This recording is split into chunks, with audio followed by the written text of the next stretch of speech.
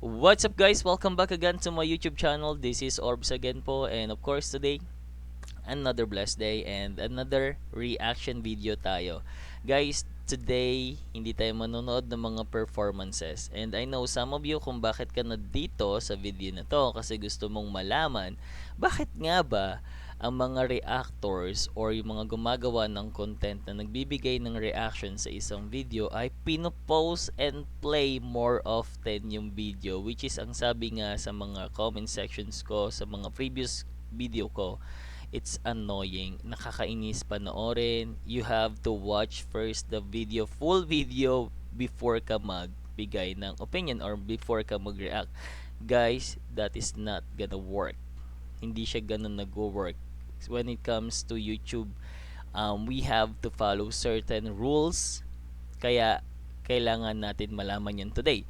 So, guys, papanoorin natin ang explanation ng isa sa mga matagal na dito sa YouTube channel, which is si Obella, one of my inspiration kung bakit ako gumawa din ng ganitong klaseng content dito sa YouTube, no? And para masagot na din yung mga questions and comments ninyo, kung bakit nga ba madalas pinopost and play ng mga reactors yung video, no? Bakit nga ba? So, tara panoorin na natin to si Ovella sa kanyang explanation. Actually guys, alam ko na din to since I started a YouTube channel. So, since I start making content when it comes on reaction video, matagal ko na tong alam kaya ginagawa ko na rin siya. But para as reference, hindi niyo naman sabihin na gawa-gawa mo lang yan.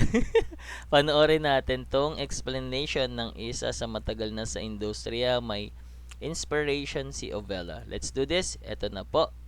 Alright. Vehicle. My name is Ovella, and if you are here, it's because you'd like to know why I, myself, and other reactors, and maybe even other creators pause their videos more and more.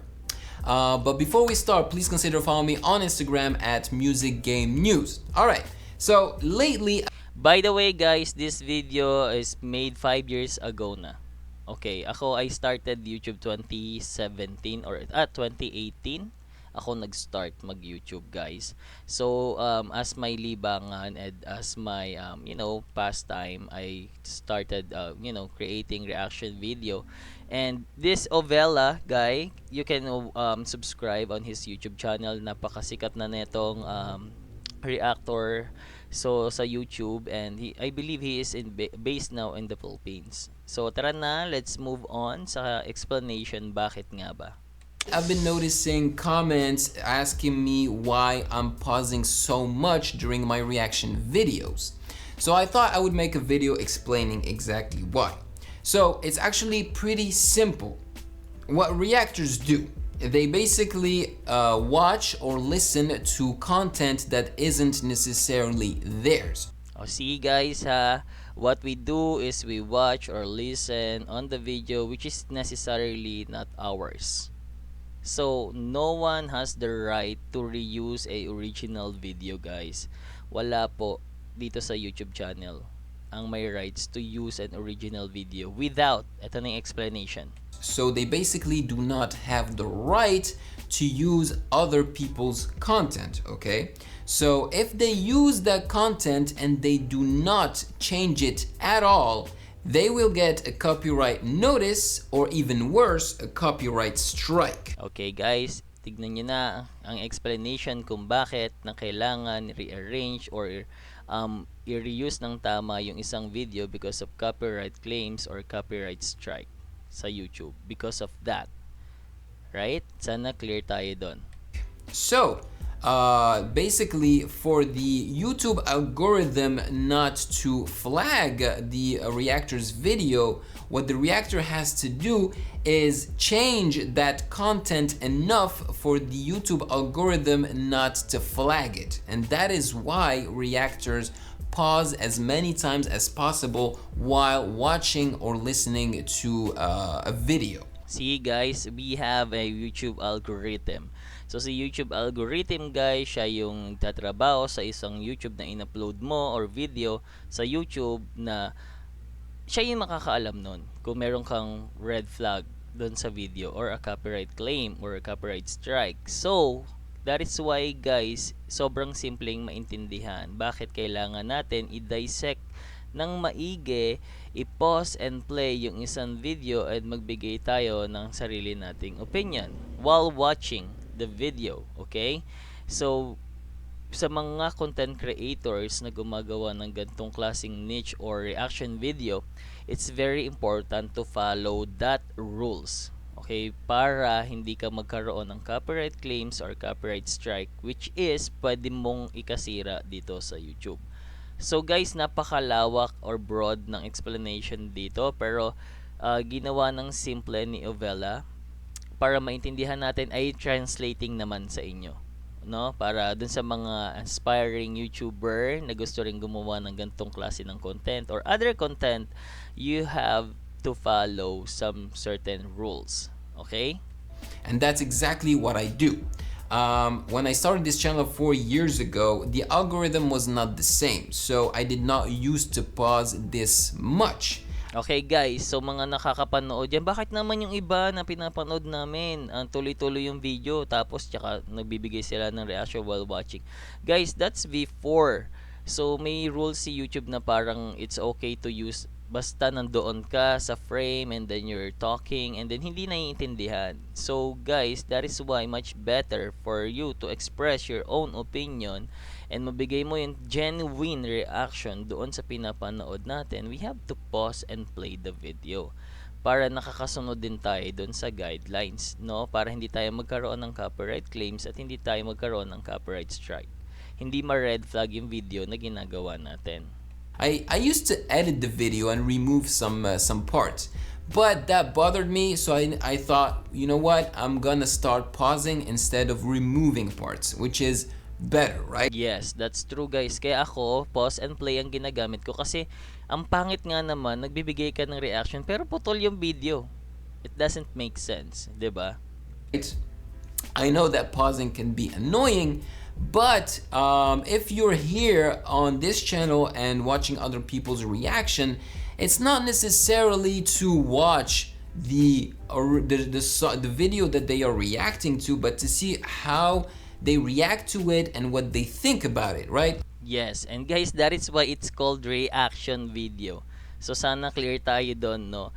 Kung ayaw mo ng merong mga ganong scenario sa pinapanood mong video, you can watch the original video itself. You can try to search on the YouTube channel search bar para hindi ka na naiinis dun sa pinapanood mong reactor or reaction video, no? Kasi guys, kaya nga siya tinawag ni reaction video kasi nandoon yung isang content creator like me para mag-react dun sa pinapanood natin at magbigay ng sariling expression, opinions, and honest reviews somehow. So, that is very important guys for you to understand para hindi na kayo nagagalit, okay? Like if you just want to watch the original, then you can just go to the original and watch it without interruption, right?